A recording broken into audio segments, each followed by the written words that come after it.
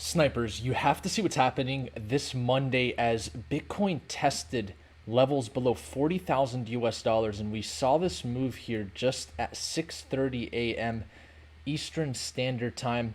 And this is at a time where headlines are saying that the traditional markets are falling and that we're entering a potential bear market, while the S&P 500 is still way and above its 20-week moving average, just coming to test it today, a garden variety retest checkup at the 20-week moving average. I don't see that as being bearish. I just see that as pretty bullish, because if Bitcoin wants to continue further up, the S&P 500 saw its correction, it continues further up, and we can potentially see Bitcoin right now get back above 41,950 and move its way towards 44,800.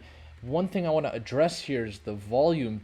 Notice here on the hourly chart, we saw a very nice large spike of institutional type of buy pressure as soon as we got below 40,000. One interesting thing to notate here is the low was 39,650, just $50 shy of the previous higher low that was formed in September. And so that means that we are still at a higher low. If we don't go $50 below where we tested the lows today, then that is a very interesting puzzle piece, in my opinion, coming into the opening of traditional markets. When futures opened up at 6:30 a.m., we saw that nice large spike, and now we're coming back on the micro time frames. On the 15-minute, it looks like we have an ascending triangle building at 41,950. If we can get a break above 41,950, I think that's going to be the early signs that we have potential upside on the table here for Bitcoin. Now, I want to address here on the 6-hour chart. This is an institutional time frame. We did see a large spike of sell pressure. We cannot deny this is definitely institutional sell pressure. It's a very large spike of 6-hour sell pressure, but that came at a time when institutions knew maybe investors were awake, retail was awake. And on the hourly, we were able to see a nice institutional buy come in before we even reached 39,600, and it was just $50 shy. And so it's clearly institutions stair-stepping the way down, but at the same time, it looks like Bitcoin is seeing reduced volatility, and that's why we're seeing the buyers come in right now, knowing that we're way below the 200-day moving average. So I think that's nothing that is too surprising. I wouldn't be, too shy to say that we could potentially see some upside now above 41,950, at least based on this hourly volume that came in here right below 40,000. I think that it justifies that Bitcoin has the potential now to get back towards 44,800.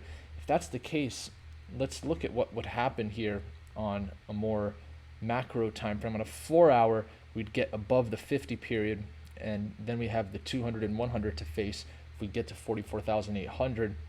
And then really on the 6 hours, where we've got this 50 period moving average that has rejected Bitcoin since we started toppling down below 50,000.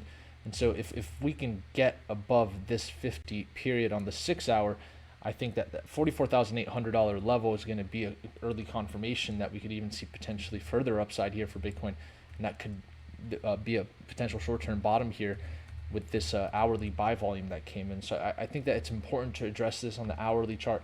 I think on the 5-minute, it doesn't look as beautiful. You can see a lot of sell pressure came in here at 6 a.m. and then the buyers kind of stair-stepped their way in. They wanted to see if there's going to be more sell pressure. To that extent, it didn't come in, and they quickly bought up the lower prices that were below 40,000, bringing the price back towards 41,950 as we started to see the bell ring. And so, on the 5-minute, it doesn't look as beautiful. You can see there was quite a lot of sell pressure. That's why I'm saying on the 6 hour, it looks like it was an institutional release of Bitcoin in the market. But the good thing is it got bought up on the hourly. So in the micro, it seems like we could potentially see a reversal here coming soon. So 41,950, more important than ever, than 44,800 is going to be the major checkpoint that the bulls would have to get to if we really want to assume some further upside here in this consolidation for Bitcoin. We don't want to see any further downside below 40,000. I think that would be extremely concerning, because that would certainly indicate 38,000 potentially coming on the table at this point. now that we've cleared order books in this range.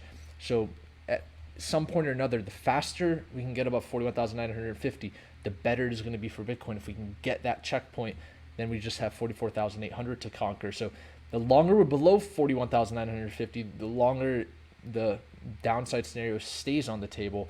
But very nice to see some buyers step in. I had to get this video update out to you guys as that happened. And when we look at a more macro time frame on the weekly chart, now we have a test of lower levels than last week's weekly candle, and it's below 41,950 completely right now. But yesterday we had our weekly candle close with its body just slightly pretty much at that $41,950 level, which is actually a pretty good close. I think it was probably the best close that we could have asked for.